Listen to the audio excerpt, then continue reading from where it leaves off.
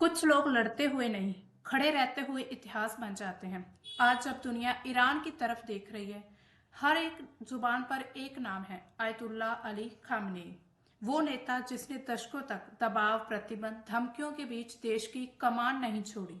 ऐसा कहा जाता है कि बहादुरी सिर्फ हथियार उठाने में नहीं, कभी कभी आखिरी सांस तक अपने फैसले पर भी टिकी होती है। अयतुल्ला ने सत्ता को ढाल नहीं बनाया और संकट के वक्त पीछे हटना उनकी कहानी का हिस्सा नहीं था। उनका अंत समर्थकों की नजर में एक ऐसे इंसान का अंत था जो आखिरी पल तक अपने रास्ते से नहीं हटा। इतिहास तय करेगा कि उनके फैसले सही थे या गलत, लेकिन यह भी सच है कि दुनिया के मुश्किल दौर में वे डटे रहे, झुके नहीं। हर मौत एक कहानी छोड़ जाती है और कुछ कहानियां सदियों तक बहस बनकर जिंदा रह जाती हैं। नमस्कार दोस्तों, आज हम बात करने जा रहे हैं ईरान के सर्वोच्च नेता आयतुल्ला अली खामेनेई की हत्या के बारे में। यानी कि उनकी हत्या कैसे हुई, इसके पीछे कारण क्या थे और क्या इतना आसान होता है किसी भी देश के लीडर को मार गिराना। तो आज की इस वीडियो के हम जानेंगे। सबसे पहले हम देखते हैं कि जो ईरान की रिपोर्टिंग मीडिया यानी कि रिपोर्टिंग मीडिया है, उनके द्वारा जो है इसका ऑफिशियली डिक्लेयर कर दिया गया है कि खामेनेई का अंत हो चुका है और पूरे विश्व युद्ध का एक अलर्ट जारी कर दिया गया। वह ईरान जो कभी भी यूएसए और इजराइल के सामने नहीं झुका, उस पर चाहे कितने भी प्रतिबंध लगा दिए जाएं, लेकिन फिर भी वो इतने सालों में कभी नहीं झुका और ना ही आगे झुकने वालों में से दिखता है। लेकिन कुछ ऐसी घटनाएं हुई इस समय पर आयतुल्ला अली खामेनेई की मौत का दावा किया जा रहा है। उनके ऑफिस कॉम्प्लेक्स पर 30 मिसाइलों से हमला किया गया। तो ऐसे दावे किए जा रहे हैं कि जहां पर वो अपने ऑफिस में काम कर रहे थे, यानी कि वहां पर बैठे थे, जिस समय पर ये अटैक हुए थे उस समय पर 30 मिसाइलों से अटैक किया जा रहा था। इसके साथ ही वहां पर बहुत सारा नुकसान भी हुआ है। नुकसान कैसा? खामेनेई की बेटी, दामाद, बहू और पोती की मौत हो चुकी है। साथ में ही 40 टॉप कमांडर्स भी मारे गए हैं, यानी कि वो कमांडर्स जो आगे चलकर देश को अच्छे से लीड कर सकते थे, उनको भी मार गिराया है। इसके साथ ही सरकारी मीडिया ने पुष्टि कर दी है, 40 दिन का राजकीय शोक और 7 दिन की छुट्टी घोषित कर दी गई है पूरे देश में। यानी कि वहां की जनता 40 दिन तक आयतुल्ला अली खामेनेई की मौत का शोक मनाएगी। तो ऐसी जानकारी जो है ईरान के ऑफिशियल मीडिया से प्राप्त हुई है। इसके साथ ही पश्चिमी यानी कि वेस्ट की प्रतिक्रिया क्या है इसमें? तो जो डोनाल्ड ट्रंप है, यूएसए के राष्ट्रपति, उनके द्वारा ये एक बहुत बड़ी विक्ट्री है। ट्रंप ने क्या कहा? इतिहास के सबसे क्रूर व्यक्ति का अंत हो चुका है, दुनिया के लिए एक न्याय है। नेतन्याहू ने भी मौत की पुष्टि कर दी है। यानी कि जो कंट्रीज इनको ईरान के जो सत्ता पलटना चाहती थी या फिर ईरान के नेता को मारना चाहती थी, उनका रास्ता अब बिल्कुल साफ हो चुका है, क्योंकि उनके लिए ये एक बहुत ही बड़ी जीत है। जो वेस्ट कंट्रीज है वो कहीं ना कहीं अरब कंट्रीज पर पूरा अपना कंट्रोल चाहती थी, लेकिन ईरान जो है वो उनके रास्ते में एक तरह से रोड़ा बना हुआ था। उनका रास्ता ईरान ने रोक रखा था। लेकिन ईरान की जब लीडरशिप खत्म हो जाती है, हालांकि आगे चलकर हो सकता है आयतुल्ला अली खामेनेई के जैसे ही कोई लीडर देश को संभाले, लेकिन अभी फिलहाल के लिए उस देश में मातम का माहौल जो है, यानी कि पूरा शोक का माहौल बना हुआ है। क्योंकि वो लोग जिन्होंने 38 ईयर्स तक अपने एक लीडर को यानी कि हमेशा ही जज्बे के में रूप में देखा, हमेशा ही बहादुरी के साथ देखा, चाहे वे कितने ही बूढ़े क्यों नहीं थे। वो 86 ईयर्स के व्यक्ति थे, लेकिन फिर भी उन्होंने कभी भी झुकने का नाम नहीं लिया था। तो लोगों के लिए भी ये एक बहुत बड़ा सदमा है, यानी कि एक गहरा सदमा लगा है। इसके साथ ही जो ट्रंप है और जो नेतन्याहू है, उनके लिए एक बहुत बड़ी जीत है। उनका रास्ता एक तरह से क्लियर हो चुका है। उनका मानना है अब वो अरब कंट्रीज पर अपनी पूरी धाक जमा सकते हैं। इसके साथ ही वहां पर विनाश क्या किया गया? तेहरान के साथ 10 बड़े शहरों पर भी हमला हुआ है। 200 से ज्यादा मौतें हो चुकी हैं, 740 से अधिक लोग घायल हो चुके हैं। तो ऐसी रिपोर्ट में सामने आया है। यहाँ पर आप इस मैप को देख सकते, ये पूरा ईरान का मैप है और यहाँ पर जो ये सिंबल बने हैं, इट मीन्स कि इन सभी जगह पर जो है अटैक किए गए हैं। अटैक करने वाले स्थानों में से स्कूल में भी अटैक किया गया, यानी कि एक स्कूल पर भी मिसाइल गिराई गई है और 148 छात्रों की मौत की रिपोर्ट यानी कि खबर सामने आती है कि 148 जो स्टूडेंट्स थी, यानी कि जो गर्ल्स स्कूल था, उन पर अटैक हुआ और 148 स्टूडेंट्स जो है मारी गई हैं। इसके अलावा ईरान जो है अब ईरान का जो गुस्सा है वो और ज्यादा दुगना बढ़ चुका है, क्योंकि अब ईरान की जो मेन कमांड संभाले हुए थे लीडर, उनकी मौत हो चुकी है। इसके साथ ही ईरान अब पलटवार करने की तैयारी कर रहा है। ईरान ने इसराइल और अमेरिकी ठिकानों पर भी हमला किया था। करीब 400 मिसाइलें दागी गई थी। दोस्तों, ये सिर्फ एक दिन की बात नहीं है, बल्कि 2-3 दिन पहले एक ऑपरेशन किया गया था इसराइल के द्वारा यूएसए के साथ मिलकर। उसी का जवाब देने में ही 400 मिसाइलें जो है ईरान के द्वारा दागी गई थी यूएस के मिलिट्री बेसिस पर। इसमें जितनी भी कंट्रीज थी, जैसे कि कतर, सऊदी अरब, इसके अलावा और आसपास की जितनी भी कंट्रीज आती थी, अरब कंट्रीज, उन सभी पर, जहां पर यूएस ने अपने मिलिट्री बेस बना रखे थे, उन सभी पर जो है ईरान के द्वारा अटैक किया गया। इसके साथ ही दुबई पर भी टारगेट किया गया। दुबई के बुर्ज खलीफा और पॉम रिसोर्ट के पास जो है ड्रोन हमले किए गए हैं। युद्ध का दायरा काफी बड़ा रहा है, यानी कि ये जो युद्ध है एक वर्ल्ड वॉर 3 में तब्दील होने वाला था, लेकिन कुछ कारणों से ये तब्दील नहीं हो पाया। जैसे कि अब ईरान का जो मतलब टारगेट था यूएस और इसराइल का, एक तरह से वो कंप्लीट हो चुका है। वहां पर सत्ता पलटना चाहते थे, वहां की गवर्नमेंट को गिराना चाहते थे, वो उनका काम हो चुका है एक तरह से। तो इसी तरह से यानी कि आसपास के कुछ कंट्रीज में भी ऐसे अटैक देखे जा रहे हैं। इसके अलावा सेना की चेतावनी जारी कर दी गई है। ईरान में आईआरजीसी का ऐलान किया, आज तक का सबसे बड़ा खतरनाक अभियान शुरू होने वाला है। यानी कि ईरान अभी भी झुकने वालों में से नहीं है। ईरान की सेना यही कहती है कि अब इससे बड़ा खतरनाक अभियान किया जाएगा। अमेरिकी ठिकाने जो हैं वो निशाने पर रहेंगे। यानी कि अब भी, इसके बाद भी, चाहे भले ही आयतुल्लाह अली खामेनेई की मृत्यु हो चुकी, लेकिन फिर भी ईरान की सेना शांत नहीं बैठेगी, ना ही किसी के आगे झुकेगी। इसके अलावा अब नेतृत्व का संकट कैसे छाया हुआ वहां पर, यानी कि एक तो लीडरशिप जो है वो मतलब कहीं ना कहीं वहां पर अब कमी है इस चीज की। तो नए सुप्रीम लीडर का जब तक चयन नहीं हो जाता, यानी कि जब तक उसको एक तरह से अपने पद नहीं संभाल लेते नए लीडर, अस्थायी परिषद जो है वो देश को संभालेगी। राष्ट्रपति मसूद पजेक्शियन जो है इसमें शामिल रहेंगे, यानी कि एक तरह से वो देश को लीडर करेंगे। इसके अलावा इसका निष्कर्ष क्या निकलता है कि वैश्विक शक्तियों के बीच सीधा टकराव हो रहा है। यानी कि जहां पर ईरान ने कभी भी किसी के सामने हार नहीं मानी, बिल्कुल उसी तरह से ही ईरान जो है अभी भी यूएसए के सामने हार नहीं मानेगा। अभी भी वो कहीं ना कहीं तैयारी कर रहा है। यहाँ तक कि ऐसे भी बयान आते रहे हैं, आगे भी आ रहे हैं कि ईरान ने अभी तक जो मिसाइलें दागी थी वो तो पुरानी मिसाइलें थी, अब जो है वो नई मिसाइलों का यूज करेंगे, जो कि यूएसए ने अभी तक देखी ही नहीं है।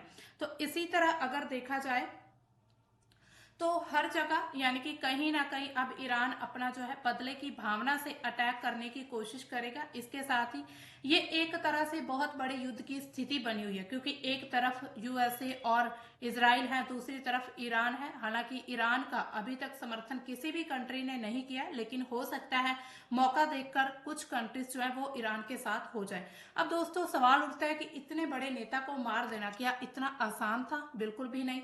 ऐसा कहा जा रहा है कि कहीं ना कहीं किसी व्यक्ति के द्वारा जासूसी की गई थी, यानी कि कोई अपना ही था जिसने पूरी जानकारी यूएसए इजराइल को दी थी आयतुल्लाह अली खामेनेई के बारे में। वरना अगर हम सोचें या फिर आप भी देखें तो बहुत सारे अटैक ईरान पर लगातार होते रहे, लेकिन ऐसा कभी भी चांस नहीं बना कि जो ईरान के लीडर हैं उन पर ही डायरेक्टली यानी कि कोई अटैक किया जाए। अब इसमें तेहरान का पतन और नेतृत्व संकट, क्षेत्रीय तनाव की स्थिति कैसी है उसको हम देखेंगे। अब देखिए, सुप्रीम लीडर की मौत हो चुकी है, यानी कि दावे की जो पुष्टि की उसके बाद पूरी तरह से शक्ति का केंद्र है जो वो एक तरह से खाली हो चुका है। इसके अलावा रक्षा मंत्री वहां के जो थे अजीज नसीराजादे, उनकी भी मृत्यु कर दी गई है। सेना प्रमुख अब्दुल रहीम मौसवी, उनकी भी मृत्यु हो चुकी है। इसके अलावा आईआरजीसी प्रमुख जो मोहम्मद पकपोर हैं, जो जितने भी सुप्रीम लीडर थे यानी कि जो देश को संभाल सकते थे, जो सेना को लीड कर सकते थे, उन सभी को मार गिरा दिया गया है। इसके साथ ही रक्षा क्षेत्र के हम जिनको पिलर्स मानते हम किसी भी कंट्रीज के जो पिलर्स होते हैं, रक्षा क्षेत्र के जो लीडर होते हैं, अगर उनको ही मार दिया जाए इट मीन्स कि वो बड़े स्तंभ जो अभी ढह चुके हैं। इसके अलावा आंतरिक व्यवस्था की हम बात करें तो अनुच्छेद 111 जो है वहां ईरान का, तो उसमें संविधान के अनुसार अस्थायी परिषद का जो है गठन किया जाएगा। उद्देश्य क्या है कि नेतृत्व की कमी को भरना, यानी कि जो अभी लीडरशिप की कमी है उसको पूरा किया जाएगा। कहीं ना कहीं ये जो काउंसिल रहेगी उसके द्वारा पूरे फैसले लिए जाएंगे। इसके अलावा अस्थायी परिषद के सदस्य कौन कौन से होते हैं, इसमें जो है इसमें एक गार्जियन काउंसिल के धर्म गुरु होते हैं, यानी कि अगर हम देखें वहां पर शिया बहुल कंट्री है ईरान, तो उनके जो धर्म गुरु रहेंगे वो रह सकते हैं। इसके अलावा द चीफ जस्टिस यानी कि मुख्य न्यायाधीश इसमें शामिल रहेंगे। इसके अलावा राष्ट्रपति जो है मसूद पजेक्शियन, ये अगला कदम इनका क्या रहने वाला, असेंबली ऑफ एक्सपर्ट्स के द्वारा इनका जो है चुनाव किया जाएगा, यानी कि अस्थायी परिषद के नाम पर अब वहां की जो सत्ता चलाई जाएगी। इसके अलावा ओमान की खाड़ी कोणार्क बेस पर क्या वहां पर जो है एक तरह से प्रभाव पड़ेगा इस हमले का। कोणार्क नौसैनिक अड्डों पर भारी बमबारी की गई, सैटेलाइट की तस्वीरें सामने आई हैं, जहाजों से काला धुआं निकला है। यहाँ पर आप जैसे पिक्चर में देख सकते हैं, बिल्कुल इसी तरह से नौसैनिक शक्ति को एक बहुत बड़ी चोट लग चुकी है। यानी कि गल्फ ऑफ ओमान की अगर हम बात करें, यहाँ पर जो ओमान की खाड़ी है वहां पर भी काफी नुकसान हुआ है, कोणार्क बेस पर अटैक किया गया था। इसके अलावा युद्ध के विस्तार की अगर हम बात करें तो अमेरिकी ठिकाने कौन कौन से हैं, जिसमें UAE, Dubai, Qatar, Kuwait, Jordan, इन सभी में ईरान के द्वारा अटैक किया गया है ताकि अमेरिका को चुनौती दी जा सके, यानी कि अमेरिका को जवाब दिया जा सके। मध्य पूर्व में पूरी तरह से युद्ध का खतरा मंडरा रहा है अभी भी, यानी कि डोनाल्ड ट्रंप के द्वारा ये ऐलान किया गया कि अभी तक जो है वहां पर अटैक जारी रहेंगे, यानी कि 1 वीक तक अभी भी मिसाइलें जो ड्रोन है ईरान की तरफ भेजे जाएंगे, यानी कि अभी भी शांति वहां पर नहीं बनी है। इसके अलावा यूएन की प्रतिक्रिया क्या, उन्होंने चेतावनी दी है, उनके जो महासचिव यूएन के एंटोनियो गुटेरस, उन्होंने कहा कि ये आक्रामकता और यूएन चार्टर का बिल्कुल उल्लंघन है, यानी कि जो अंतरराष्ट्रीय जितने भी कानून है उन सभी का उल्लंघन कर दिया गया, जो कि ईरान के नेता को मार देना, स्थिति पूरी तरह से ही बेकाबू हो सकती है।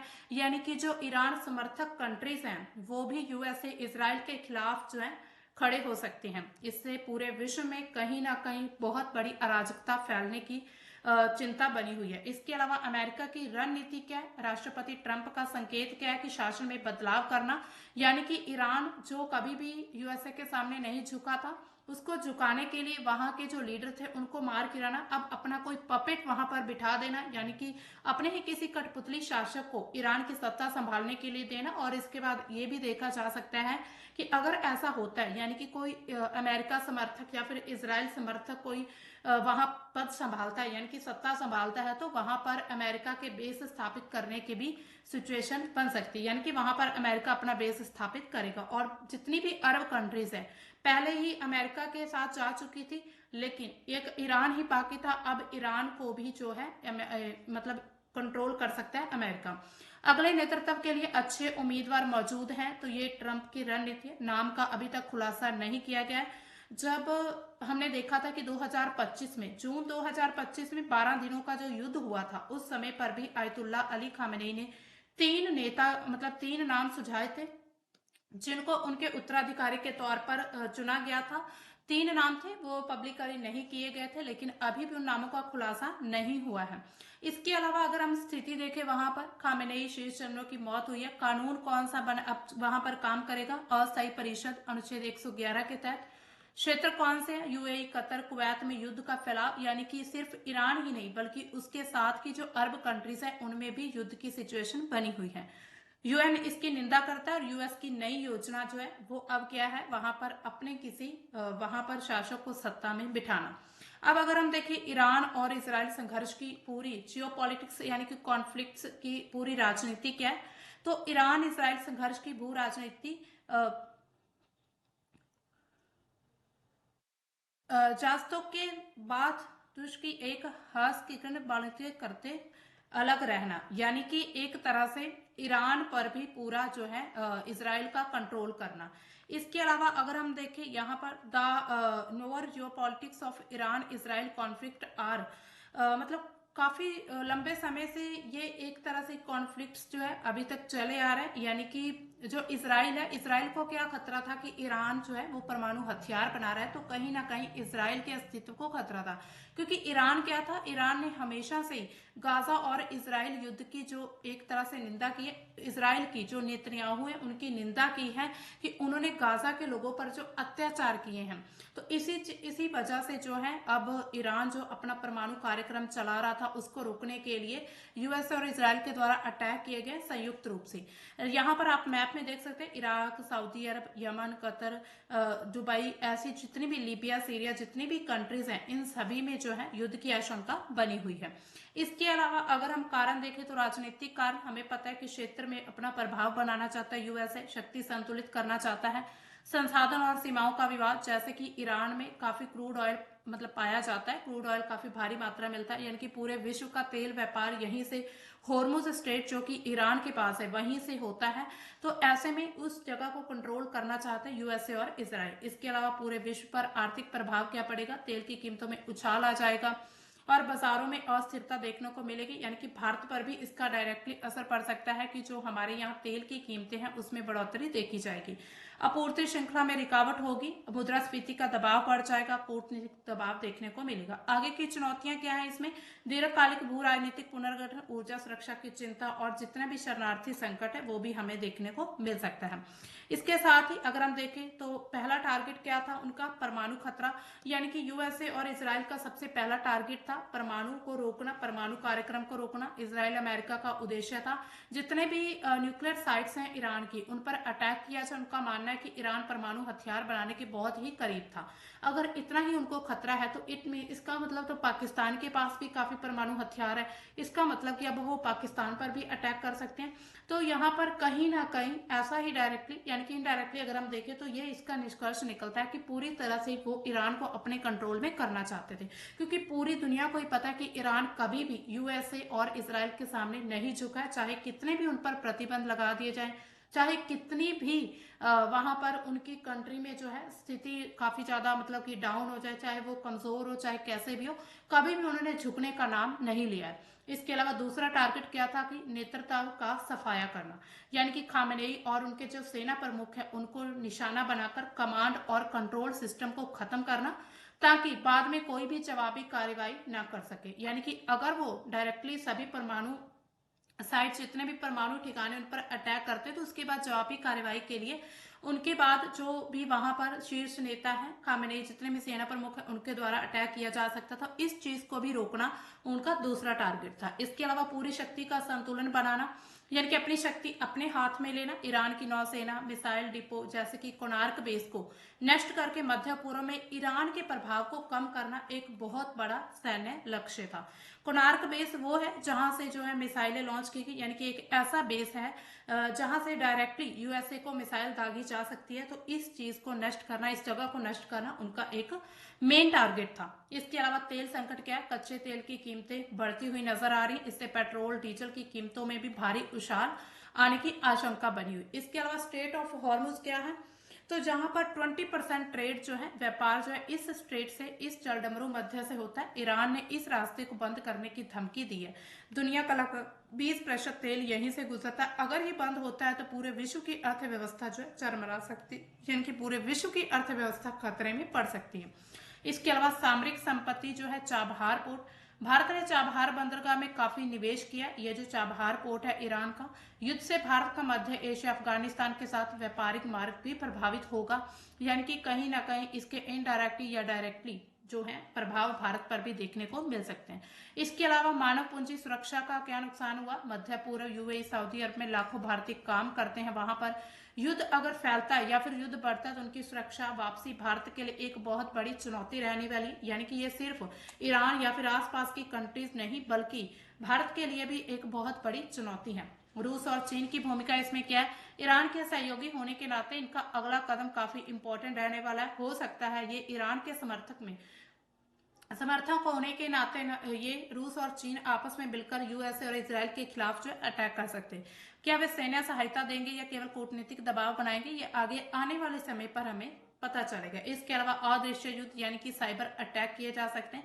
मिसाइलों के अलावा ईरान अमेरिकी और इजरायली बुनियादी ढांचे पर भी बड़े साइबर हमले कर सकता है, जैसे कि पावर ग्रिड, बैंक, इन सभी को बनाकर ईरान के द्वारा इन सभी को अटैक बनाकर यूएसए और जो इजराइल उनकी स्थिति को कमजोर किया जा सकता है। इसका मुख्य निष्कर्ष क्या निकलता है? परमाणु और सैन्य ठिकानों पर हमला करना ये एक रणनीतिक चाल हो सकती है। तेल की कीमतें और होर्मुज संकट, ये आर्थिक प्रभाव रहेगा। भारत जो है वो चाबहार और नागरिकों की चिंता को लेकर काफी ज्यादा अभी यानी कि चिंतित है। भविष्य में क्या हो सकता है? रूस, चीन और साइबर खतरे देखने को मिल सकते हैं। यह सिर्फ एक नेता की मौत नहीं हुई, बल्कि उस दौर का अंत हुआ है जिसने पूरे मध्य पूर्व की दिशा तय की थी। अगर आपको ये वीडियो अच्छा लगे तो इस वीडियो को लाइक करें, शेयर करें। तो मिलते हैं किसी नए करंट के टॉपिक में, तब तक के लिए बाय। Thanks for watching.